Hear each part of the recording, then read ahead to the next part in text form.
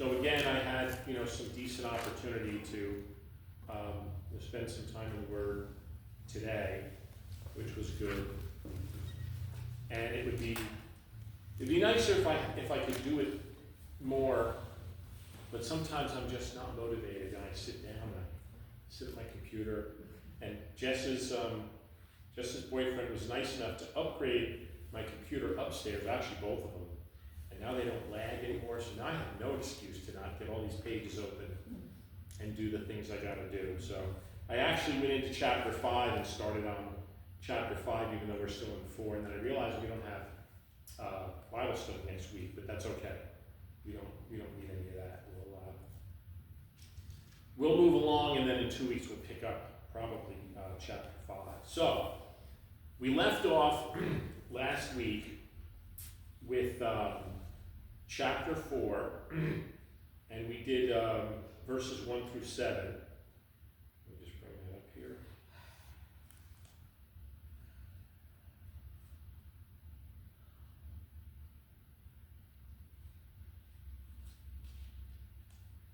And for our recap,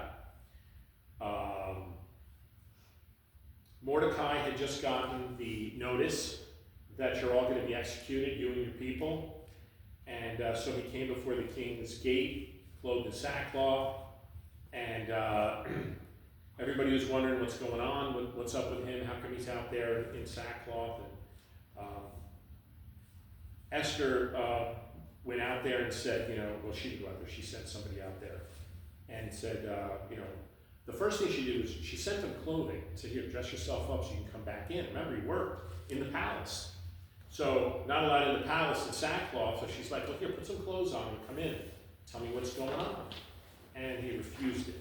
So then, Esther sent out Hattach, one of the king's chamberlains, to go and inquire what was going on. And Mordecai told them all that happened, and we pick it up in verse 8,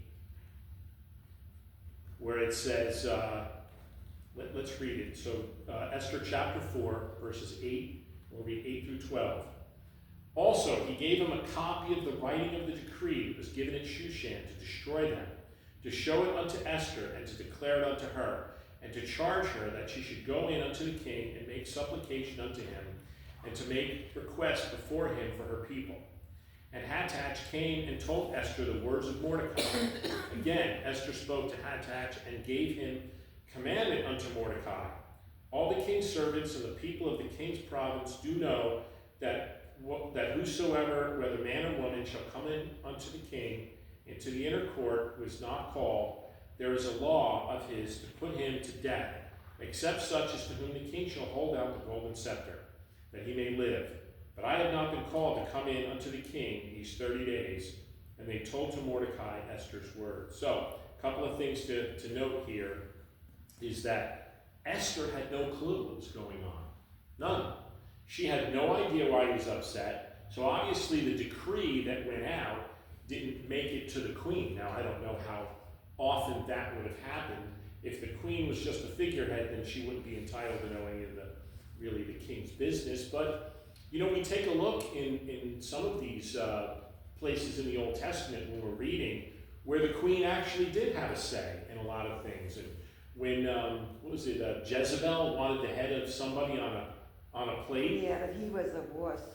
Yeah, but she was involved. So I guess it depends on how involved they wanted to get. Now, they're not living in the land. They're outside, still in not really so much captivity, but they're not in their home place. So he had to explain it to her. And he explained it to her by giving her a copy of the decree. And I get the impression she was shocked by that.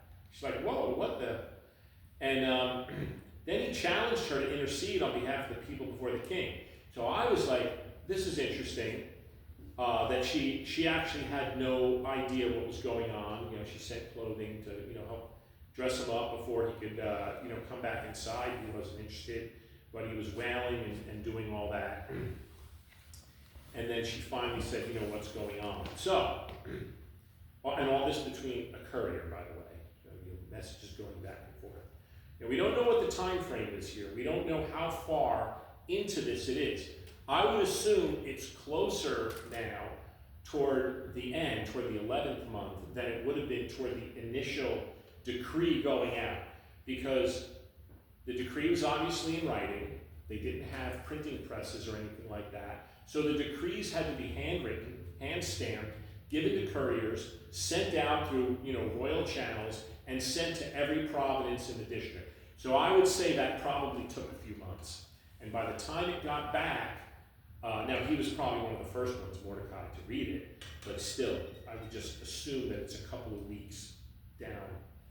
So then it says, Esther made a comment to him that any man or woman who goes into the inner court of the king who has not been called, but he has one law, and that's to put him to death. So I'm thinking, remember I kept saying, where did this come from? Because in the beginning, Esther went right in and said, hey, someone's going to kill you.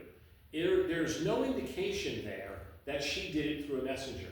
The indication seemed to be that she went right to her husband and said, by the way, there's a death threat against you, there's an assassination attempt. So I started reading, wanted to try and find out, what I could, and there was a lot of people who have a lot of theories, and of course, these are all theories and conjecture. But my question finally got answered, in my opinion, when it says that Haman decreed the summoning rule after his rise to power. That when Esther first went to him and said, by the way, someone's going to kill you, there was no such rule. But when Haman was brought up, and after these things had passed, Haman was elevated to a high position, and Haman started making rules. Now, he was a very insecure man. And in one of his things, he was like, I got to protect.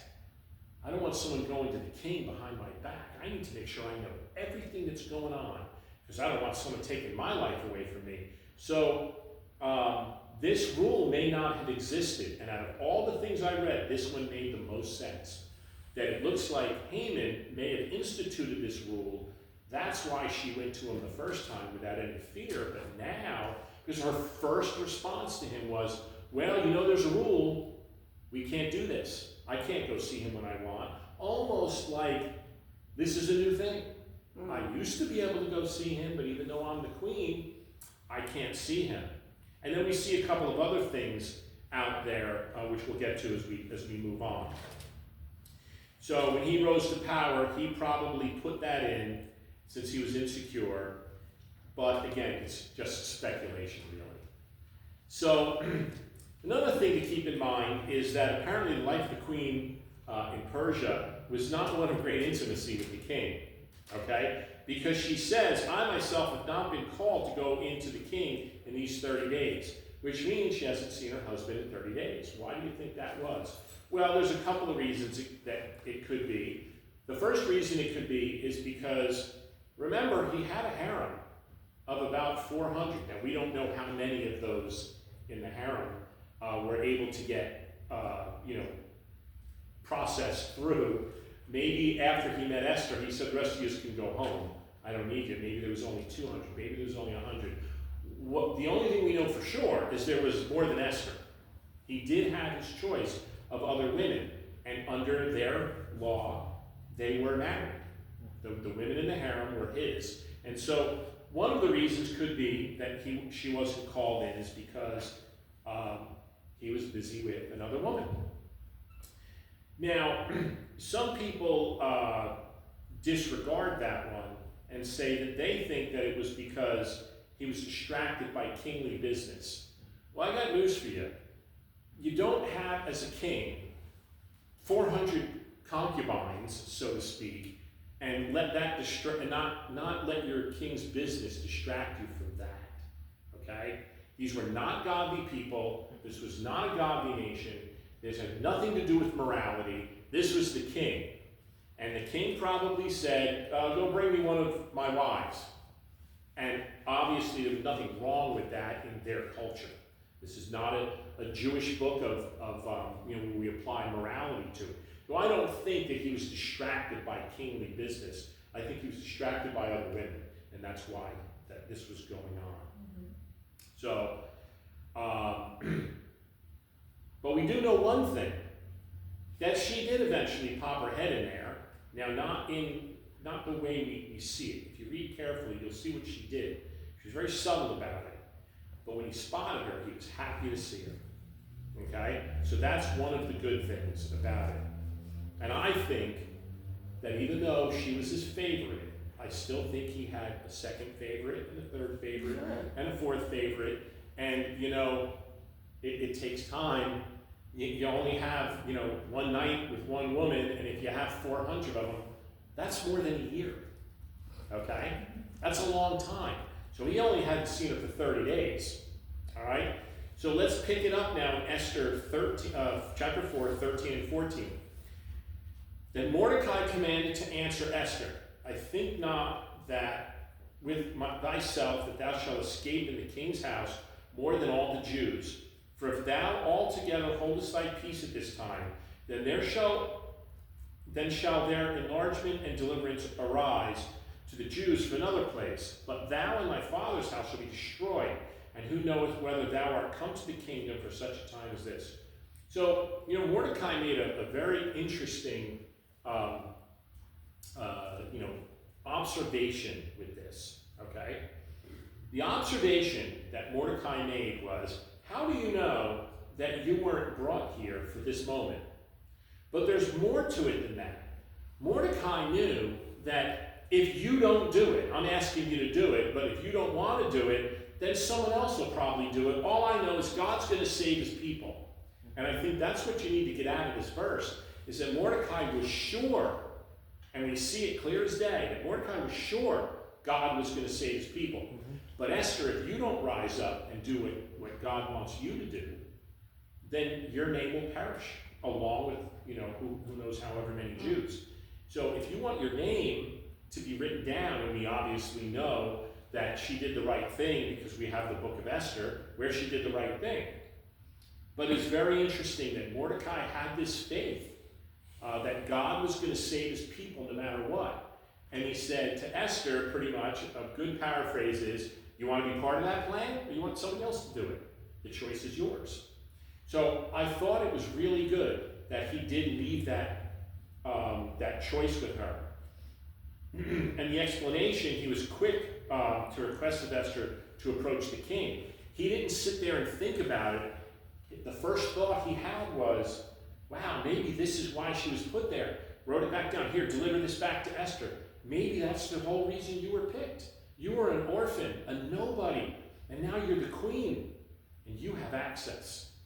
And so he was very eager to see if she was interested in trying to help fix the problem.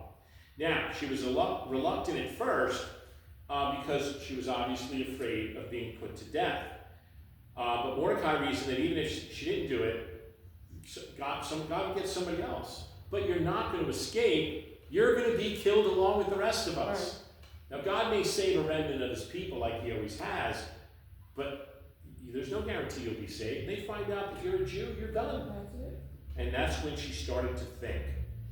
And she had to, put a little bit of thought into it. Now, some of the people here that write about this think that it was a long and hard decision for her to make. A lot of time may have passed and things like that. That's not what I seem to read. What I get out of this, she said, well, I can be slaughtered, right, by this mass killing, or I can be put to death by the king for walking into the room, or I can emerge victoriously. So I get 1 out of 3. So I really don't think the king's going to kill me. He said I was his favorite. And believe me, I'm sure he told her that. But she probably reasoned with herself that since she was the queen and favored more than anybody else, that she had a better than average chance of being able to go see the king. It doesn't mention, how long it took, but then they fasted for 3 days, so I would think it was pretty quick. So when she did set her heart to do what's right, she realized, I better go to the Lord, and entreat the Lord through prayer and fasting, not just me, but I think we need to get all of our people together to do that. So,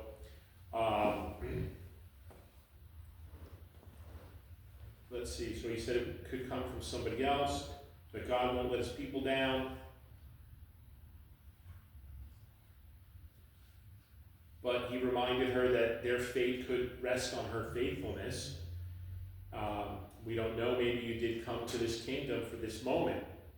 So, and he kind of did encourage her that, why else would God have brought you up and put you in this situation if maybe he wasn't going to use you? So there is a lot there where it looks like they were really pushing to get her to do this, but I don't think he had to push her super hard. I think that she actually saw, if everything we read about how he brought her up and how she knew that there was a God and that the God was out for the nation of Israel and that he was going to be working, that she had even greater of a chance being the favorite, that maybe if God put me here. So then she says her most famous line, and that is, if I perish, I perish, right? So she had her mind set that this is what she was going to do. So Charles Spurgeon commented, I believe that in dark times God is making lamps with which to remove the gloom. And so, when you look at the situation, this was a really, really, really tough time and a gloomy time for people. When you think about, remember last week or the week before I talked about, they woke up, there's a decree, and they're like, what did we do? It's not like we acted up, we're not revolting, we're not turning on the king, we're loyal subjects of this kingdom. Why does he want to kill us? So there was a lot of, destroy, and it spread right from Shushan all the way out as a decree went out throughout the land until everybody was made aware that it's going to be a free-for-all killing time. Did they know it was Haman's idea? They just knew that it was a decree from time. the king. Yep, that's all they knew. So then Esther makes her decision. So we'll go to chapter 4, 15 through 17. It says, then Esther bade them return Mordecai this answer, in verse 15. And then it says, go gather together all the Jews that are present in Shushan, and fast ye for me, and neither eat nor drink 3 days, night or day, and I also and my neighbors will fast likewise, and so will I go in unto the king, which is not according to the law, and if I perish, I perish. So Mordecai went his way and did according to all that Esther had commanded. So 3 things I noted from here. First, this is the first time in the book where Esther told Mordecai what's what. Normally, he's telling her, and he's told her a lot of things. That was the first thing I noticed, that she finally said, okay, I'm going to take my position as queen and do what I got to do. Number 2, that when she looked at the situation that was going on here, she asked everybody to pray and to fast. And by the way, so there's an interesting thing. You've probably heard before that there's these people, when things in the world don't go like they want, and people say, well, I'm going to fast for 30 days. A normal fast amongst some of the people in the world is I won't eat during the day, but as soon as the night comes, I can eat. And that's kind of the normal fast. So when you hear these people are, I'm going to go on a hunger strike, I'm going to go 6 months without eating, you'll be dead in 20 days. Well, that's because they eat at night. As the potato chips come out and whatever.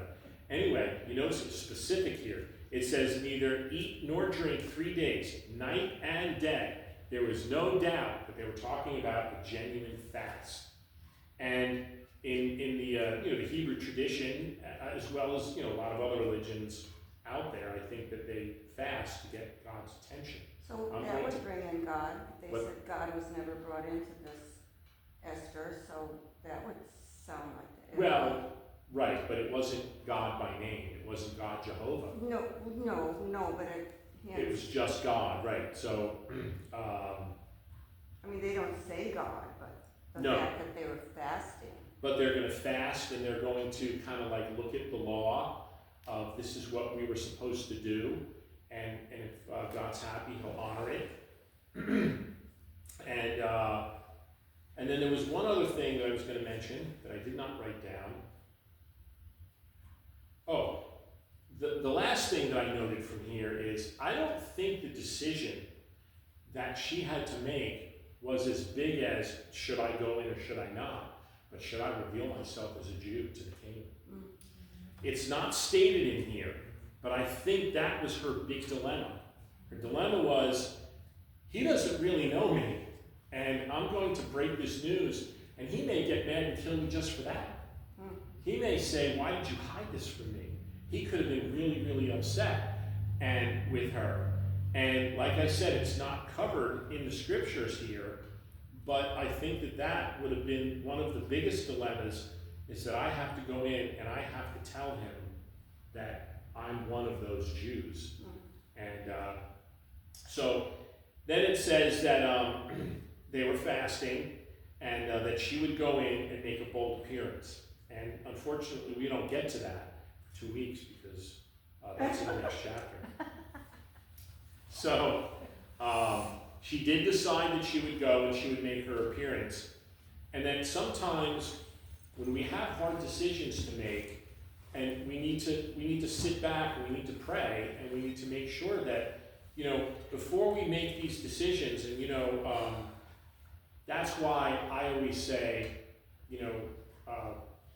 pray about these things, don't make rash decisions, don't just, fly by the seat of your pants. God wants us to be thoughtful in the things that we do, and he wants us to use the ability to make decisions. And part of that decision process making sometimes involves other people. Sometimes, God says in a multitude of counselors there's wisdom. Why does he say that? He says it because sometimes the decision is bigger than us, and we need to use other people to help us make those decisions. Now, you can ask your friends, and you can ask your family, and you can ask your confidants, hey, I have a decision to make, but I'm not sure which way to go. The decision is still yours to make. But having more information available when you make that decision is always the best thing. And I think that's what the prayer and the fasting time was for, was she wanted to inquire of God. Now we know that in this time period, we don't know if God spoke to her, right? That was something that doesn't happen today, but it could have happened back then. The Holy Spirit could have come and could have, helped her make these decisions, could have brought somebody else with a lot of extra wisdom who got to talk to her about it, maybe one of these eunuchs. She became good friends with. And remember, she had an entourage with her. She had her maidens that were all with her, and apparently these people were there all the time. I'm sure she developed a friendship with at least one of them, if not a few of them, and they could have had their little, their little girl talk at night and say, yeah, I gotta make this decision. Who knows, maybe she confided in one of them beforehand and said, you gotta keep this secret, but I'm Jewish. And the friends were probably like, oh. And who knows, maybe one of her others would be, so am I, but don't tell anybody. We don't know. None of that is here. But we just know that she made the decision. We know from the hindsight of history that she made the right decision. But sometimes spiritual battles require special preparations. And bigger spiritual battles require bigger preparations, like with prayer and fasting. And I think it's covered in Matthew chapter 17 and verse 21. It says, sometimes this kind does not go out except by prayer and fasting.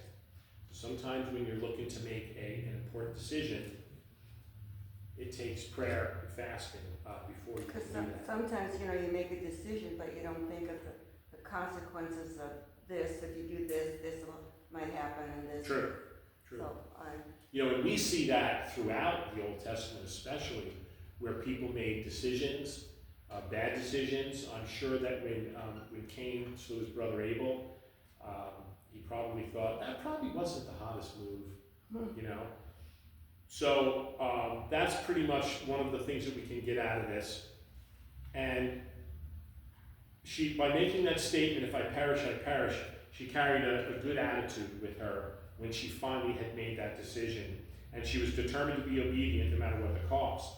And I think she looked at it, and a lot of times in the Jewish traditions, that they feel like, we're family, and you have to do what's right, what's best for family, even if it means you're putting your own life at risk. And I see a lot of that today in the military. I see people in the military where you have to rely on your fellow, brother or sister that's with you out in the field in order to make those tough decisions and survive in sometimes, very harsh, environments. And I don't mean harsh as in a war zone. I mean sometimes when you're making decisions that affect, the outcome of certain situations. People that are analysts, and if I do this wrong, people are going to die. Those types of things. And a lot of times you need that extra family support. And I think that's one of the things I see that the military, do. But one last thing to talk about here about Jesus exhorts us to have the same attitude. If I perish, when he says, don't fear those who kill the body but cannot kill the soul, Matthew 10:28. And Paul's also an example. To live is Christ and to die is gain in Philippians 1:21. So there are some New Testament verses that we see there. So now the stage is all set. And she's made the decision, and then we're going to see when we get to chapter 5 that the decision that she made, had some consequences, but they played out in a way that I don't think anyone expected to ever play out. So we'll get into that in like 2 weeks. Does anybody have any questions? What's a scepter? The extended. Well, it's interesting you bring that scepter. up. So I'm doing my little study today, and she touched the scepter, right, in chapter 5. It reminded me of the Bugs Bunny cartoon, where the guy took the scepter, and it's just if you're into Bugs Bunny, you'll crack up. And he goes, I knight thee, he smacked him on the head with it. But in this case, he just touched, it's kind of like a golden club. It's very decorative and ornate, and he carries it around, and that's kind of a symbol of his authority. But Bugs Bunny was playing the king and whacking Little John on the head with it. And it was so funny that I Googled it and watched that clip of the Bugs Bunny. And Carissa was in the room when I did it, and it just reminded me, it said, she touched the scepter. And Christina cracks up because she'll hear on the computer Bugs Bunny going on in the background. And it's just funny that reminds me of certain things. Like, I remember the first time I was young, maybe 15, 14, and reading through the Bible, and I come across a verse in Proverbs, and it says, he who rolls a stone, it will come back on him. And all I pictured is the Roadrunner. And he rolls the stone down the hill, and it hits the cliff, it goes up, and it lands right on it.